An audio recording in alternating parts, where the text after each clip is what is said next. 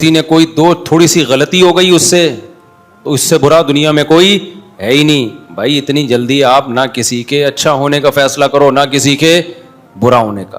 یہ بڑے دل گردے کی بات ہوتی ہے. انسان کا اچھا ہونا بہت مشکل سے اچھا بنتا ہے, خدا کی قسم انسان. اس لیے کوئی میری تعریف کرتا ہے نا میرے منہ پہ آپ بہت اچھے, میں الحمدللہ متاثر اس لیے نہیں ہوتا کہ بھائی آزمائش میں پتہ چلتا ہے کہ کون کتنے پانی میں ہے. ہم نے بڑے بڑے خاندانی لوگ دیکھے ہیں کہ چاروں طرف سے حصار میں آ گئے, بس اب گئے. اللہ نے فرمایا انسان جلد باز ہے, جب اسے کوئی مصیبت پہنچتی ہے تو جزوعہ یہ صبر سے کام نہیں لیتا, فوراً افرا تفری ہلڑ بازی ہو ہا شور شرابہ, فوراً فیصلے. تو یہ خصلت اللہ تعالیٰ کو پسند نہیں ہے. انسان کو میچور ہونا چاہیے, بالکل کبھی جذباتی نہ ہو, کسی سیاسی نعرے سے جذباتی نہ ہو, کسی سیاسی تقریر سے کبھی جلدی متاثر نہ ہو. ہم بہت جلد متاثر ہو جاتے ہیں. کسی نے ایک دھواں دار یوں ٹھش ٹھش اچھی باتیں کر لیں, یار اس جیسا نیک آدمی دنیا میں ہے ہی نہیں. کسی نے کوئی دو تھوڑی سی غلطی ہو گئی تو اس سے برا دنیا میں کوئی ہے ہی نہیں بھائی. اتنی جلدی آپ نہ کسی کے اچھا ہونے کا فیصلہ کرو نہ کسی کے برا ہونے کا. غالباً حضرت عمر کا قول ہے کہ کسی نے ان کے سامنے تعریف کی کہ فلاں بہت اچھا ہے, تو حضرت عمر نے فرمایا کیا تم نے کبھی سفر کیا ان کے ساتھ؟ انہوں نے کہا نہیں. کہا پھر کیسے فیصلہ کر لیا بھائی؟ سفر میں ہوتا کیا ہے, ٹینشنیں آتی ہیں. ٹینشنیں آتی ہیں تو جو خاندانی لوگ ہوتے ہیں نا وہ اپنے آپ کو ٹینشن میں رکھ کے اپنے دوست کو اور ہم سفر کو سہولت دے رہے ہوتے ہیں کہ کوئی بات نہیں میں ٹینشن اٹھا لیتا ہوں, اس کو اچھی سیٹ دے دو. میں ٹینشن اٹھا لیتا ہوں, میں بعد میں واش روم چلا جاؤں گا, پہلے آپ. اللہ یہ کہ بہت خطرناک قسم کا کوئی معاملہ ہو ایک الگ بات. میں بعد میں پانی پی لوں گا, پہلے آپ. میں نے بچپن میں ایک کتاب پڑھی تھی, اس میں ایک واقعہ تھا. کسی ملک سے نا کسی نے اپنی آپ بیتی لکھی تھی, سچا واقعہ تھا وہ. کوئی فوجی کسی جنگ میں قید ہو گئے تھے تو بھاگ کے آئے تھے, یہ ان کا واقعہ. اس نے اپنے ریٹائرمنٹ کے بعد یہ واقعہ لکھا کہ ہم میں ملک کا نام نہیں لوں گا تاکہ لوگ زیادہ اس میں نہ جائیں. انہوں نے کہا ہوا یہ تھا کہ ہم کچھ لوگ جیل میں تھے, کئی سالوں سے قید تھے, تو ہم نے جیل میں سرنگ بنانا شروع کی. سرنگ بنا کے نا, سرنگوں سے لوگ نکل آتے ہیں نا بعض دفعہ, جیل میں لمبی سرنگ کھودتے ہیں اور پھر جیل سے بھاگ جاتے ہیں. بہت مشکل کام تھا, سب ساتھیوں نے مل کے کیا. تو کہتے ہیں جب بھاگنے کا ٹائم آیا نا کہ پہلے کون نکلے گا یہاں سے, تو یہ بڑی آزمائش کا وقت تھا, کیونکہ اس میں خطرہ یہ تھا کہ 2-3 جب بھاگیں گے تو باقیوں کا کے بارے میں تھوڑا سیکیور ہو جاتا ہے. پہلے یہ کیمرے ویمرے کا اتنا رواج نہیں تھا. تو کہہ رہے ہیں ہمارے جیل کے جو قیدی ساتھی تھے نا, سب فوجی تھے, وہ کہہ رہے ہیں ان کا خاندانی ہونا اس سے آپ اندازہ لگاؤ. اس قیدی نے خود لکھا جو چھوٹ کے آیا تھا کہ وہ سب ایک دوسرے کو ترجیح دے رہے تھے. خدا کی قسم جیل میں 2 دن گزارنا بھی عذاب کا کام ہے, جس پہ گزرتی ہے وہی جانتا ہے. بہت مشکل ہوتا ہے ایسے موقع پہ انسان کے پہلے آپ چلے جاؤ. بہت دل گردے کا کام ہے یہ کہ اپنے دوستوں کو ترجیح دو کہ کوئی بات نہیں. تو کہہ رہے ہیں ہمارے سب دوستوں نے کیا ایکا کیا, پہلے آپ جاؤ پہلے آپ جاؤ. کہہ رہے پھر اصرار کیا تو ہم 3 پرانے تھے, تو پھر 3 آدمی نکل کے باہر آئے. پھر وہ 3 ہی کامیاب ہوئے, باقیوں کا پتہ چل گیا تھا, پھر وہ نہیں جا سکے. انہوں نے کہا جب ہم جیل سے باہر آئے ہیں نا تو ہماری خوشی کا یہ عالم تھا, چھوٹ گئے نا, کہ ایسے ہم خوشی میں پاگل ہو گئے تھے کہ کپڑے اتار کے ایک دوسرے پہ پیشاب کر رہے تھے ہم. یعنی ہے تو یہ عجیب سی بات, لیکن ایسے باولے ہو گئے تھے ہم خوشی میں. یعنی خوشی کا یہ عالم تھا کہ ہم ایسے اٹھا کے نا پیشاب مار رہے ہیں, دھارے مار رہے ہیں. اس نے اپنی آپ بیتی لکھی. میں نے بہت پہلے یہ واقعہ پڑھا تھا, 6 یا 7 کلاس میں ہوں گا, لیکن اس واقعے کا نا یہ پہلو مجھے یاد رہ گیا. پیشاب والا نہیں, اصل پہلو کیا کہ یار یہ بڑے دل گردے کا کام ہے. اس مصیبت میں انسان کہے نہیں میں پہلے نہیں بھائی. ایسے موقع پہ انسان کا پتہ چلتا ہے کہ وہ انسان کا بچہ ہے یا نہیں ہے. بھائی وہ بھی تمہاری جیسی مٹی کے بنے ہوئے ہیں, تم کیوں پہلے, تم کس خوشی میں؟ یا تو قرآن اندازی کرو, قرآن اندازی کرو بھائی. ایسے موقع پہ ہر آدمی کیا کہے گا, یار میرا میں زیادہ ضروری ہے, میرے 18 ہیں یا میرے 16 ہیں, ٹھیک ہے نا, میں مجھے زیادہ. ہر آدمی اپنے دلائل دے رہا ہوگا نا. یہ بڑے دل گردے کی بات ہوتی ہے. انسان کا اچھا ہونا بہت مشکل سے اچھا بنتا ہے, خدا کی قسم انسان. اور تمام پیغمبر یہی دعوت لے کر آئے ہیں, اچھے بن جاؤ اندر سے. اوپر سے یہ میرا گیٹ اپ کتنا خوبصورت سا گیٹ اپ ہے, پگڑی داڑھی, یہ بہت آسان ہے. یہ آپ 4 مہینے لگاؤ, سب ٹوپی پہن کے گھوم رہے ہوتے ہیں. یہ کوئی اتنا مسئلہ نہیں ہے یہ. اس لیے کوئی میری تعریف کرتا ہے نا میرے منہ پہ, آپ بہت اچھے, میں الحمدللہ متاثر اس لیے نہیں ہوتا کہ بھائی آزمائش میں پتہ چلتا ہے کہ کون کتنے پانی میں ہے. اور بھی میرے پاس آزمائشوں کے بہت واقعات ہیں, کبھی چھاؤں میں ملو گے تو بتاؤں گا. ہر واقعہ ممبر پہ بتانے کا نہیں ہوتا. ہم نے بڑے بڑے خاندانی لوگ دیکھے ہیں کہ چاروں طرف سے حصار میں آ گئے, بس اب گئے. ہر آدمی کی کوشش ہے میں نکلوں, ہر آدمی کی کوشش کیا ہے, میں نکلوں, اور کر بھی رہا ہے. کمانڈر کہہ رہا ہے کہ میں آخر میں جاؤں گا, پہلے ان سب کو نکالو, اپنی جان ہتھیلی پر رکھوں گا میں. جو بڑا ہے وہ کہہ رہا ہے میں مر جاؤں, میں آخر میں, پہلے میرے ماتحت وہ نکلیں گے.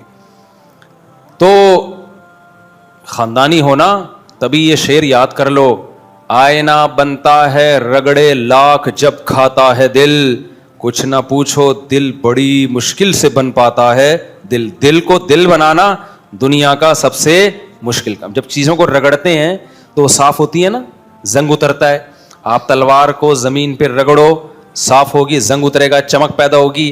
ایسا ہی شاعر کہتا ہے دل میں زنگ ہے, دنیا مردار کی محبت, ہوس, لالچ, میں, بس ہر آدمی چاہتا ہے میں سپیریئر بن جاؤں. تو وہ کہتے ہیں دل پہ جب خواہشات کی قربانی کے رگڑے لگتے ہیں نا, رگڑے, تو پھر چمکتا ہے یہ. پھر کیا ہوتا ہے یہ چمکتا. اور انسان اپنے آپ پر دوسرے کو ترجیح دے, یہ اس وقت تک ممکن ہی نہیں ہے جب تک دنیا کو مسافر خانہ نہ سمجھے, اور جب تک اس کا اللہ پہ اعتماد اور ریلیشن مضبوط نہ ہو. اس کو پتا ہو کہ بچانے والا بھی اللہ اور مصیبت دینے والا بھی اللہ. تو میں اللہ کے خزانوں سے حرام طریقہ تو دور کی بات, غیر اخلاقی طریقوں سے بھی نہ عزت حاصل کروں گا نہ دولت. کوئی غیر اخلاقی طریقہ نہیں اختیار کروں گا جس سے میں اللہ کے خزانے سے کچھ لینے کی کوشش کروں. دیکھو اسباب ہم نے اختیار کرنے ہیں. اب ان قیدیوں کو جیل سے بھاگنا تھا, بھاگنا کی کوشش کی انہوں نے, سرنگیں کھودی, بہترین کام, سب نے مل کے کھودی. اب پہلے کون بھاگے گا؟ اگر وہ نہ کھوتے تو اس کا مطلب آزادی کے اسباب ہی اختیار نہیں کر رہے, یہ غلط ہو جاتا. اسباب اختیار کر لیے, اب یہ غیر اخلاقی ہے کہ میں پہلے. بھائی سب نے مل کے کھودی, آپ کیوں پہلے؟ وہ کہہ گئے تھرڈ پیچھے, میں پہلے. یہ کون سا طریقہ ہے؟ غیر اخلاقی. یہ غیر اخلاقی طریقہ ہے, اللہ دیکھ رہا ہے اوپر. تو غیر اخلاقی طریقہ اختیار نہ کرو, عزت حاصل کرنے کا بھی اور پیسہ حاصل کرنے کا بھی. اللہ پہ چھوڑ دو. اور آپ کو پتا ہے اللہ غیب سے اسباب پیدا کرتا ہے.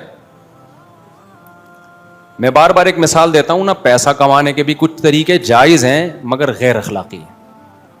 آپ دکان کھول کے بیٹھ گئے, ہوٹل کھول کے بیٹھ گئے, اچھی بات ہے. آپ ریسیپشن پہ اچھا سا کوئی خوبصورت سا انسان بٹھا دو جو لوگوں سے تمیز سے بات کرے, بدتمیزی سے بات نہ کرے. کوئی آ کے آپ سے پوچھ رہے کیا کیا ہے تو آپ بولو سر بیٹھیے ہم بتاتے ہیں کیا کیا ہے. اس کو پورا گردان یاد ہو, وہ ہے نا ونڈا گریوی پوری پاڑا پڑھنا شروع کر دیتے ہیں. تو ساری سیٹ اپ بنا لیا آپ نے. اب اس کے بعد گاڑیوں پہ آگے راستے روک کے لوگوں کو روکنا, آئیے سر کائنڈلی, ابے بھائی تو ہٹ سائڈ پہ گاڑی لگے گی. کئی دفعہ ڈرائیونگ کے دوران یہ ہوتا ہے, آپ جا رہے ہو نا, ہوٹل والا سامنے آیا ہوا ہوتا ہے, بھائی ٹکر لگے گی, تم جانے دو, کیوں روک رہے ہو, ٹائم کیوں ویسٹ کر رہے ہو. یہ ناجائز نہیں ہے لیکن ہوس, غیر اخلاقی طریقہ ہے. آپ نے جو کرنا تھا کر لیا, اب آرام سے بیٹھ جاؤ. جو آپ کے مقدر کی روزی ہوگی اللہ ادھر ہی پہنچا دے گا. نبی صلی اللہ علیہ وسلم نے کیا فرمایا, لا یخطب احدکم علی خطبۃ اخیہ, کسی بھی چیز کو طلب کرنا. دیکھو کیا زبردست حدیث ہے. صرف روزی, انسان صبح و شام 20 چیزیں چاہتا ہے. صبح و شام ہم کو 20 چیزوں کی چاہت ہوتی ہے, ایسا ہی ہے نا. ہماری چاہت ہے عزت ملے, یہ نیچرل ہے. بے عزتی کسی کو بھی اچھی نہیں لگتی. بے عزتی صرف اس کو اچھی لگتی جس کی عزت ہی نہیں ہوتی, کیونکہ اس کے پاس عزت ہے ہی نہیں تو بے عزتی اس کی ہوتی نہیں ہے. بے عزتی اس کی ہوگی نا جس کی عزت ہو, تو پھر بے لگا دیں گے پیچھے ہم اس کے. عزت ہی نہیں ہے تو بے لگے گا کہاں؟ نہیں آئی بات سمجھ بھائی. بے عزتی یہ عزت کی ضد ہے, اپوزٹ ہے. میں بار بار کہتا ہوں, ایک آدمی ایک علاقے میں گیا, آیا, کہتا ہے شکر ہے میری اس علاقے میں کوئی عزت نہیں ہے. لوگوں نے کہا اس میں کون سے شکر کی بات ہے؟ کہہ رہا ہے اگر عزت ہوتی تو آج ایسا کام میں نے کیا کہ ٹھیک ٹھاک بے عزتی ہو جاتی ہے آج میری. تو چونکہ پہلے سے عزت تھی نہیں, لہذا اس الٹے کام سے میری بے عزتی ہوئی نہیں ہے. تو ہم میں سے ہر شخص متلاشی ہے, ہر شخص کو عزت بھی چاہیے. آپ کو آپشن دیا جائے آرمی میں, بھائی رنگروٹ بھرتی ہونا ہے یا کمیشن آفیسر جانا ہے, یا آپ کو انجینئر جانا ہے, یا ایک صرف ڈپلوما ہولڈر بننا ہے, تو آپشنل ہو تو آپ کس کو فوکس کرو گے؟ بھائی 17-18 گریڈ کا آفیسر. فوج میں جاؤ گے تو آپ کمیشن آفیسر کو ترجیح دو گے. تو کیوں؟ یہ انسان کی نیچر ہے بھائی. جب میں اپر لیول تک جا سکتا ہوں تو میں نیچے پہ گزارا کیوں کروں؟ یہ نیچر ہے. اگر کسی میں یہ خواہش ہی نہیں ہے نا, تو اس کا مطلب وہ نیچر پہ ہی نہیں ہے, وہ پتھر ہے, اس میں جذبات ہی نہیں ہے. اسی طرح ہمیں دولت بھی چاہیے ہوتی ہے, طلب ہے نا دولت کی. اب یہ طلب کا لفظ یاد رکھو کیونکہ حدیث میں طلب کا لفظ آیا ہے, تو پھر میں حدیث کو سمجھا پاؤں گا. طلب, ڈیمانڈ, چاہت, خواہشات. تو ہر شخص کی چاہت ہے, دولت ہے یا نہیں ہے؟ بہت سے لوگ کہتے ہیں نہیں پیسے میں کیا رکھا ہے, پیسہ تو کچھ بھی نہیں ہے, سب اتنا زیادہ وہ کرتے ہیں. تو آپ بولو ٹھیک ہے اپنی جیب میں جو پیسے پڑے ہیں پھر وہ مجھے دے دو, 1 روپے نہیں لینے دے گا وہ آپ کو. سمجھ رہے ہو کہ نہیں سمجھ رہے؟ زیادہ تقریر کر رہا ہوں نا, پیسہ کچھ بھی نہیں ہے. تو بولو ٹھیک ہے سر یہ آپ کے جو 5,000 کا نوٹ نظر آ رہا ہے کائنڈلی یہ مجھے دے دیں. تو میں اکثر واقعہ بھی سناتا ہوں نا. ہمارے حضرت مفتی رشید احمد صاحب رحمہ اللہ تعالیٰ ایک دعوت پہ گئے, ایک پیر صاحب کی دعوت تھی, تو اس نے ہمارے حضرت کو بھی بلا لیا. یعنی کسی مرید نے پیر صاحب کی دعوت کی تھی. تو دعوت کے دوران مرغے, بریانیاں اور بکرے, بہت کچھ جیسے ہوتا ہے دعوتوں میں. تو پیر صاحب نا تو کیا یہ رکھا ہوا, اسراف ہے یہ, اتنی چیزیں. ایسے تقویٰ جھاڑنے کی کوشش کی نا انہوں نے, یہ کیا ہے, یہ بریانی بھی, یہ نبی سکھا کے گئے ہیں, یہ اتنا ہی عیاشی. تو حضرت نے فرمایا, وہ ساری پلیٹیں اپنے آگے کی. ہمارے حضرت تھے اسٹریٹ فارورڈ نا. حضرت نے فرمایا یہ آپ کے لیے نہیں ہے, یہ میرے لیے بنی ہے, یہ میں کھاؤں گا, آپ وہ ان کے لیے بھائی دال وال کا کوئی انتظام کرو. حضرت کو یہ پسند ہی نہیں تھا ٹوپی ڈرامے نا, سمجھ رہے ہو. تو جو ہے ہر شخص کی چاہت ہے, دولت بھی چاہت ہے. اسی طرح ہر شخص, ایک دفعہ ایک کوئی صوفی سا طالب علم تھا, بہت نیک نا, ہمارے مدرسے میں تسبیح کرتا رہتا, دعائیں مانگتا رہتا, ایسا لگتا تھا اس سے بہت ہی نیک نا, پرہیزگار تھا. تو ہمارے استاذ نے دیکھا کہ یار اس کی جاب بھی لگ گئی ہے تو اس کی شادی وادی کرا دیتے ہیں. اس سے پوچھا کہ کوئی آپ کو رشتہ تو نہیں چاہیے؟ تو اس نے کہا اگر کرا دیں تو کائنڈلی بڑی اچھی بات ہوگی. تو انہوں نے کہا کہ کس ٹائپ کا رشتہ؟ تو کان میں آ کے بولتا ہے خوبصورت سی ہو کوئی.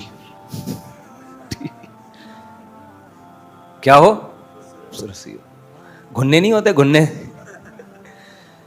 پھر کہنے لگا یہ میری بری خواہش تو نہیں ہے کہ گناہ تو نہیں ملے گا مجھے اس پہ. تھا بڑا پرہیزگار سا نا, گناہ تو نہیں ملے گا. ہمارے استاذ نے کہا نہیں کوئی گناہ نہیں ملے گا آپ, یہ نیچرل ہے, یہ سب کی خواہش ہوتی ہے. خواہش ہوتی ہے. میں ہوتا نا, میں کہتا اس سے کہ خواہش تو ہے لیکن اس ڈیزائن پہ آپ کو ملے گی نہیں. خواہش رکھنے پر گورنمنٹ کی طرف سے, کیونکہ وہ اس کے اپنی ڈیزائننگ کو اتنی اچھی نہیں تھی, بڑی آڑا ترشا سا تھا, کسی کو پتہ نہیں چلے گا کس کی بات ہو رہی ہے, پرانا قصہ ہو گیا. تو اس کا اپنا ڈیزائن کیا تھا, تھوڑا سا الائنمنٹ کی ضرورت تھی, اس میں کچھ سیٹنگ کی ضرورت تھی. تو لیکن ہر شخص کی خواہش کیا ہوتی ہے؟ خوبصورت. تو یہ نیچرل ہے, اس میں کوئی زیادہ فنٹر بنے کہ نہیں ایکچولی کیا رکھا ہے حسن میں. بے بھائی پھر کیوں دیکھتے ہو جا کے, کیوں عشق معاشقے ہو رہے ہیں؟ دیکھو قرآن کی دو نا, پتہ ہے میں نے جب قرآن کا ترجمہ پڑھنا شروع کیا نا, جب میں مولوی بننے کے لیے, عالم بننے کے لیے مدرسے میں نہیں تھا, میں اس وقت سے قرآن ترجمے سے میں نے پڑھنا شروع کر دیا تھا. میں میٹرک میں ہوں گا یا 9 کلاس میں ہوں گا, مجھے شوق تھا کہ یار قرآن کو پڑھوں, ہے کیا اس میں. تو جو چیز مجھے سب سے زیادہ اپیل کی نا قرآن کی جس چیز نے, وہ ہے کہ قرآن گراؤنڈ ریئلٹی کی بات کرتا ہے, نیچر کی بات کرتا ہے, عقل سے اوپر کی باتیں نہیں کرتا. آپ بعض مذہبی لوگوں کی تقریریں سنو, لگتا ہے پتہ نہیں کوئی ان لاجیکل سی باتیں ہو رہی ہیں, جس کو پریکٹیکل لائف میں کرنا ممکن نہیں ہے. پریکٹیکلی یہ خود بھی نہیں کرتے ہوں گے. تو میں نے قرآن کی ایک آیت پڑھی, میں حیران ہوا. قرآن کہہ رہا ہے, اللہ تعالیٰ نے نا اپنے نبی صلی اللہ علیہ وسلم کی ازواج کو اللہ نے حکم دیا, نبی کو حکم دیا کہ آپ کے ساتھ غربت میں آپ کی ازواج کا گزارا مشکل ہو رہا ہے. ازواج کا کہنا یہ تھا, بھائی یہ اس 40 دن گھر میں چولہا ہی نہیں جل رہا, کھجور پانی کھجور, ہمارا گزارا نہیں ہو رہا, پیسے ویسے چاہیے ہمیں. سمجھ رہے ہو, نان نفقہ بڑھا دیں. اب محمد صلی اللہ علیہ وسلم اللہ کے آخری نبی ہیں. اللہ چاہتے تھے کہ آپ کی زندگی میں عیش و عشرت نہ ہو, کیونکہ لاسٹ میسنجر آف گاڈ ہیں. کل کوئی انگریز, کوئی کافر انگلی اٹھا سکتا ہے کہ اصل میں یہ سب کچھ کیا کس لیے تھا, پیسے کے لیے. تو اللہ آپ کو ہر طرح سے, ہر الزام سے بری رکھنا چاہتے تھے کہ کوئی انگلی نہ اٹھائے. تو اس لیے نبی کو آخری دم تک غریب ہی رکھا گیا ہے, یعنی نبی کے اختیار سے کہ نہیں, پیسہ رکھنا ہی نہیں ہے. صبح آیا, شام ہونے سے پہلے آپ نے سارا صدقہ کر دیا. شام کو آیا تو صبح ہونے سے پہلے صدقہ رکھا ہی نہیں ہے. اور خود گھر میں فاقہ. بخاری کی حدیث ہے, گھر میں آتے حضرت عائشہ سے پوچھتے کھانے کو ہے, فرماتی ہیں نہیں ہے. فرماتے چلو پھر ہم روزے کی نیت کر لیتے ہیں. تبھی تو اسی سے علماء نے مسئلہ نکالا ہے کہ 11 بجے سے پہلے بھی آپ روزے کی نیت, نفلی روزے کی نیت کر سکتے ہیں. یعنی آدھا روزہ گزرنے سے پہلے بھی نیت کی جا سکتی ہے. صبح صادق کے وقت روزے کی نیت ضروری نہیں ہے. بھائی بعض دفعہ آپ کہتے ہو یار روزہ رکھو گے نہیں رکھو, کوئی بات نہیں, ابھی نیت نہ کرو. دن میں اٹھ کے دیکھ لو کیسا موسم چل رہا ہے, برداشت کر پاؤں گا, تپڑ ہے تو پاس کر پاؤں گا, ورنہ برداشت کر پاؤں گا. یہ سب چیزیں سوچ کے آدھا روزہ گزرنے سے پہلے آپ نیت کر سکتے, بشرطے کہ کچھ کھایا نہ ہو. ایسا نہ ہو آپ نے 11 بجے 2 پراٹھے کھائے, آپ نے کہا چلو اب میں روزے کی نیت کرتا ہوں. یہ نہیں ہوتا. تو نبی صلی اللہ علیہ وسلم گھر میں آتے, امی عائشہ سے پوچھتے کچھ کھانے کو ہے, فرماتی ہیں نہیں ہے. فرماتے چلو اب تو بھوکا ہی رہنا ہے, تو روزے کا ثواب کیوں ضائع کریں بھائی. تو ہم کیا کر لیتے ہیں, روزے کی نیت. تو روزے کی نیت کر لیتے. تو جس گھر میں یہ حال ہو تو بھائی بیوی کو تو خیال ہوگا نا کہ کچھ گزارا ہو. تو امہات المومنین نے نبی سے جب مطالبہ کیا تو نبی صلی اللہ علیہ وسلم نے کیا فرمایا, جس کا مفہوم یہ ہے کہ بھائی میں وہ لائف نہیں دے سکتا گھر میں جو مالدار لوگ لائف دیتے ہیں. میرے ساتھ اسی غربت میں گزارا کرنا ہے تو ٹھیک ہے, ورنہ میں سب کو طلاق کا آپشن دیتا ہوں, طلاق کا اختیار دیتا ہوں. مرد جب بیوی کو ڈیورس کا حق دے دے تو جیسے وہ ہر حق مرد کے پاس ہوتا ہے بیوی کے پاس بھی چلا جاتا ہے. تو نبی نے ساری ازواج کو ڈیورس کا حق دیا. بھائی رہنا ہے تو آپ اسی غربت میں رہو, ورنہ آپ کو حق ہے کہ آپ اپنے اوپر طلاق واقع کرو, نکاح ختم ہوگا, عدت کے بعد جہاں چاہو نکاح کرو. عرب میں شادی فوراً ہو جایا کرتی تھی, کوئی پرابلم نہیں, بڑے بڑے مالدار لوگ تھے, آپ کی مالدار سے شادی ہو جائے گی. تو الگ بات ہے کہ تمام امہات نے کہا کہ نہیں ہمیں اسی غربت میں آپ کے ساتھ رہنا ہے, ٹھیک ہے ہم راضی ہیں, لیکن آپ سے علیحدگی نہیں چاہیے ہمیں.